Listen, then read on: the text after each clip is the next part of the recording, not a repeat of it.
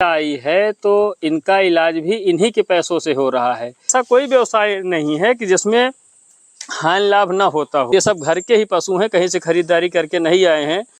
साथियों, जैसा कि किसी अनुभवी इंसान ने कहा है कि यह कोई लोहे का कारोबार नहीं है, यह व्यवसाय, इसमें आप जितना संवेदनशील रहेंगे उतना आप सफल रहेंगे। थोड़ा हम लोगों से भी लापरवाही हुई या ना समझी हुई, जो भी हो साथियों। जैसे हमको लगा इस गाय को बुखार है, क्योंकि कल से यह चारा नहीं खा रही थी, शरीर भी इसकी गर्म थी और कान भी थोड़ा ठंडा था। तो डॉक्टर साहब से हमने बात करके बुखार की दवा इसको हमने पिला दिया।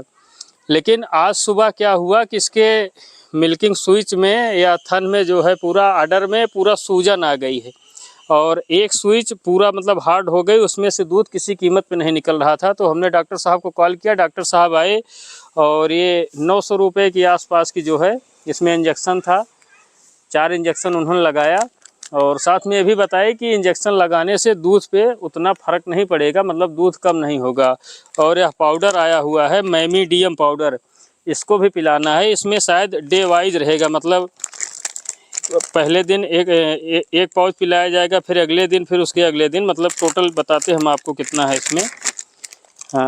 इसमें जो है टोटल है नंबर ऑफ 4 पाउच हैं, तो एक पाउच एक दिन जो है इसको पिलाया जाएगा।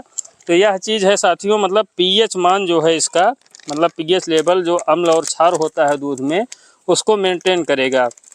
और ये जो रोग था नहला इसको हुआ है, तो उसमें काफ़ी यह मददगार साबित होगा। बाकी कल पुनः डॉक्टर साहब जो है इंजेक्शन लगाएंगे। साथियों, कई लोग हमारे घर के भी सदस्य कहने लगे कि जानवरों में ही समस्या होती है।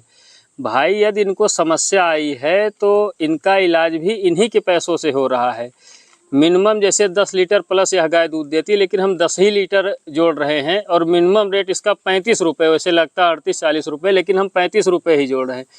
तो 35 रुपये प्रति लीटर के हिसाब से 10,500 रुपये का 1 महीने का दूध हुआ और नियर अबाउट इसको 4 महीना हो गया है बच्चा दिए साथियों। तो कम से कम 42,000 रुपये का दूध यह गाय दे चुकी है। अब 42,000 में आधा खर्चा आता है 21,000, मान लीजिए इसके खिलाई पिलाई पे लग गया, तब भी 21,000 शुद्ध रूप से बचत है। अभी हमने इलाज क्या कराया, मान लीजिए 800-900 रुपये का जो इंजेक्शन लगा, 330 रुपये की एक दवा लाए हैं, 200-400 मान लीजिए और लगता है 1,500-2 हज़ार। तो उससे क्या समस्या है भाई। और भी व्यवसाय है, जैसे हमारे पास उधर पानी का व्यवसाय है। हम आपको बताते चले साथियों, कल हमने कम से कम 5,000 रुपये की वेस्टेज, मतलब कबाड़ बोतलें, उनकी अगर ओरिजिनल कीमत देखी जाए तो 5,000 रुपये पड़ती है, मतलब 120 रुपये का एक नया बोतल आता है। तो कई सारे बोतल ख़राब हुए, तो हमने जोड़ा अगर इनको नए खरीदे जाए तो कम से कम 5,000 रुपये का पड़ेगा और टोटल 450 रुपये में कबाड़ के हिसाब से बेचे। तो ऐसा कोई व्यवसाय नहीं है कि जिसमें हानि लाभ ना होता हो, और इस व्यवसाय में हमको कोई हानि नहीं दिखता भाई। जो भी इसके इलाज में लग रहा है इसी के पैसे से लग रहा है।